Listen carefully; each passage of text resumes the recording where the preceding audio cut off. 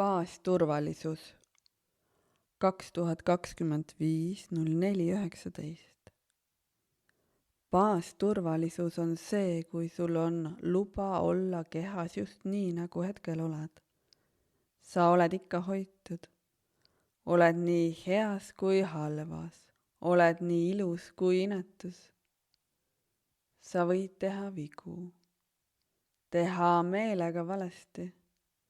Tegemata jätta ja unustada. Aga su keha ei jäeta ilma unest, kodust, joogist, söögist ega ka armastusest. Sa ei jää ilma heast sõnast ega hingepuudutusest. Sa võid tunda mida iganes. Emotsioonid on lubatud. Need võivad olla kui mööduv torm või kõrbetuul.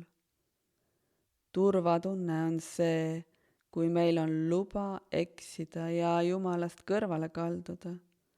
Kui meil on luba olla eriarvamusel, aga meie kehal on ikka turvaline. Sest Jumal ei hülga meid ka meie varjudes ega pimeduses. Turvatunne on siis, kui me keha ja hing on hoitud läbi Jumala, ka siis, kui inimene eksib ja pahurdab. Ja siin suhted kestavad. Baasvajadusi ei saa mitte kuidagi läbi rääkida.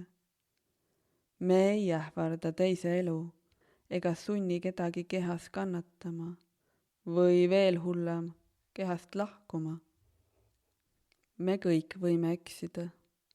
Me kõik saame vabandust paluda ja teha teinekord teisiti.